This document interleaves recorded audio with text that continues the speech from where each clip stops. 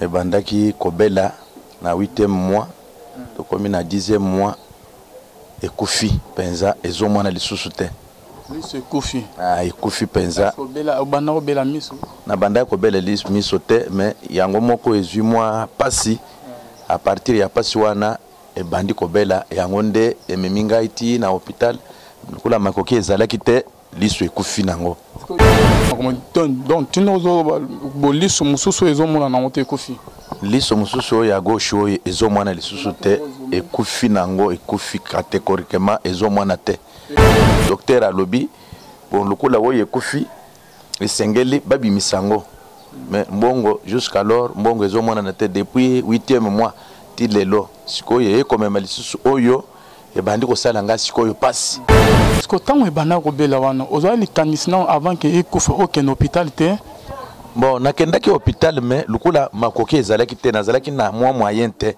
yango nde bayebisi nga kekende oya na mbongo lukula nakendaki koluka mbongo namoni mbongo te nazwi mbongo te yango ememi ngai mwa ata kokufa ntango sikoyo ekufi ozongi lisusu na hôpital docteur alobi nini ntango nazongi na hôpital docteur alobi te liso ekufi ezomwana lisusu te bon sala manso oluka mbongo $250 oya tolungola oyo ekufi oyo sino soki tolunguli te mikolo soki eleki ekomema lisusu oyo ekufa yango nde ntango nazoloba awa oyo mpe mosusu oyo ezobela okomi koyoka pasi lisusu na mosusu nakomi koyoka pasi na mosusu oyo etikali me makoki mpe lisusu eza te yango nde na ye nasenga lisungi epa na bino ndenge bolobi nasenga lisungi bokokokotisa ngai na hôpital nayoka bien ou bien oyo mpe etikala komona kola oyo deja esi ekufi naza na makoki te ya kosalisa mpo liso soki ekufi na age oyo ekopesa ngai susi mingi nakokokufa na age moko ya bien te naza na 54 ans nabandaki kopusa moto na mikolo oyo lokola liso etikali moko moyen na posa lisusu eza te mokolo moto abotoli moto na ye lokolo ya liso etikali moko nazosala lisusu mosala moko te Bonzambe, na bonzambe, lola yezofuta bien-aimé dans le Seigneur. Merci na bino nyonso bozali connecté. En ce net moment bozola na biso na meilleur site na bino la voix céleste nzela lola. Tozo kota iska bonzambe ekita na loyemo na maloba pe na misala. Sima na onto ya kolba kinzama boto kwa Yesu swapi. Bien-aimé dans le Seigneur et toujours na cadre ya rosalisa. Awawa toye kokota na papa, moko papa na kuma papa Mudibu. Ok, abandaki kolela biso epa na biso depuis kala bien-aimé. Suite ya ba difficulté ba makambo ekomelaki bien-aimé. Tozo me kosona papa ndenge Bible zo senga ke tosunga ba oyo baza na onda les besoins ndenge Jésus-Christ azo bakina ya kotalanga na na pasi nyanga ya kotalanga yi. Donc tozali na papa Mudibu to me redécouvrir nini ememi papa Mudibu aleka na chaîne na biso la voix céleste. Shalom papa. Shalom papa nangai. Oza bien papa? Naza bien te papa nangai. Ngai liso yo ebandaki kobela na 8e mois tokomi na 10e mois ekufi penza ezomwana lisusu te. Liso ekufi. Ekufi penza. Obanda kobela miso. Na banda kobela miso te mais yango moko ezwi mwa pasi à partir ya pasi wana ebandi kobela yango nde ememi ngai ti na hôpital kula makoki ezalaki te liso ekufi nango yo ntango okendaki hôpital docteur ayebisaki yo netango ke liso ebandaki nango donc tino liso mosusu ezomona nango te ekufi liso mosusu oyo ya gauche oyo ezomwana lisusu te ekufi nango ekufi catégoriquement ezomwana te ekufi ndenge nini ebelaki ebandaki kobela kobela ndenge bango koyoka ndenge nini na banda koyoka nete mukusa na liso tango nazotia musapi ebandaki kobela makasi ti na ndenge ye kokufa bon kozanga sikoyo makoki docteur alobi bon lokula oyo ekufi esengeli babimisa ngo mais mbongo jusqu'alors mbongo ezomona te depuis 8e mois ti lelo sikoyo ekomema lisusu oyo ebandi kosala nga sikoyo pasi ezo tant olobi ke tant que boké par docteur liso ebandaki kobela docteur ayekobaki moyen mona eza lisusu te Ce que tant que bana robela wana, ozoa les candidats avant que ekufa aucun hôpital te. Bon, nakendaki hôpital mais lukula makoki ezalaki te nazalaki na moyen te. Yango nde bayebisinga ke kende oya na mbongo. Lukula nakenda koluka mbongo na moni mbongo te na zwi mbongo te. Yango ememinga imwata kokufa. Ah. Tant que ekufi ozongi sous na hôpital docteur Alobini. Tango na zongi na hôpital docteur Alobite lisu ekufi ezomona lisusu te. Bon, salamanso oluka mbongo $250 oya tolungola oyo ekufi oyo. Sino soki tolunguli te mikolo soki eleki ekomema lisusu oyo ekufa. Yango nde tango nazolobawa oyo pe mususu oyo ezobela. Okomo koyoka pasi suna mususu. Nakomi koyoka pasi na mususu oyo etikali. Mais makoki pe lisusu ezate yango nde na ye nasenga lisungi epa na bino ndenge bolobi nasenga lisungi bokoko kotisanga na hôpital nayoka bien ou bien oyo pe etikala komona kola oyo déjà ici ekufi. Si je comprends bien papa Mudibou, docteur tant que lui se ekufi par manque de moyens, ozaki makoki ya kokenete ke basa le saruli sona ndenge sengeli bandeko bazola na papa Mudibou alobiki abana koyoka neti mwa mukusa na lisu. Kocha musapi moko si manette ke mambo mamoko parce que ebaki sami ekomi grave et grave akomi koyoka pasi makasi ayako ke hôpital. Akutana ba docteur balobi ke il faut ba traiter ngo monto basenga ki papa zalaki nango te. Papa zalaki nango te bien aimé tine ke mikolo ye koleka lisu na ye eye kokufa complètement. Parce que tant lisu ekufi papa ke sous hôpital docteur alobi ke net lisu oyo ekufi donc sala tout balongola liso oyo ke ekufi balongola ngo soki ke oumeli et ya sous ko boma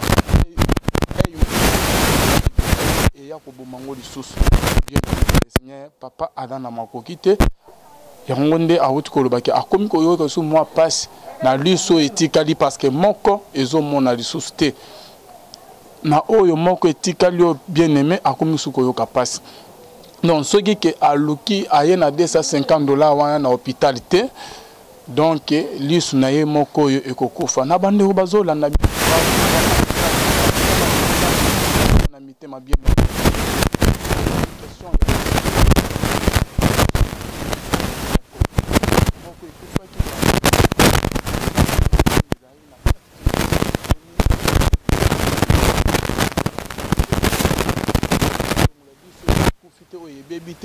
lisu mususu ya tika nango ekokufa akokoma aveugle complètement bakobenga aveugle akoma su komona te papa adana ma yo mutuza ozolanda biso sunga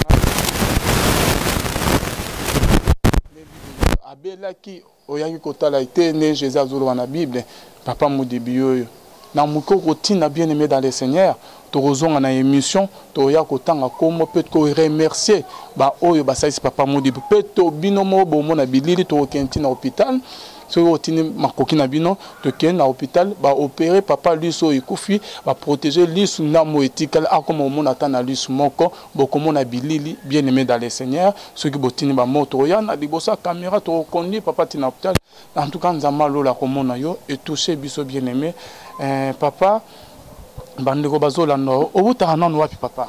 Bon, nautaka epa Mikonga côté Kingasani. Nasuka vraiment kuna. Nasuka vraiment. Côté zalaka net zamba côté oyikizenga ekotonga ndaku kuna. Ande côté nauta. Côté na émission na biso papa, osala raté lo mongo te. Nazalaka na musala te ya tamo ya kusala ezalaka te. Concernant l'Ismaïo, ce qui est l'Ismoso, Jonathan, ce qui est au cours des Zoumé, l'Ismoko, papa, Zomonaka, l'Ismoko. Ah, Nazomonaka, l'Ismoko. Mon sous-so et Zomon el sous. Donc, ce qui me sous-so, il m'a coquille de $50, mon anité, et Kokofa complètement. Les abois, oui, ceux qui balungulu yote, oyo, nde, egozali, sous vite.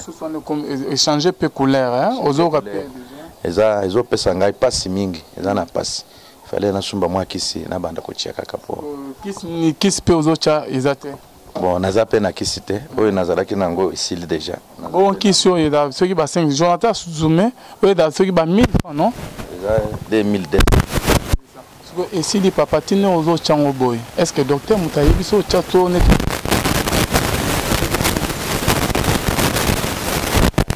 kaka lukunda bona banda ko che oyo nde na passe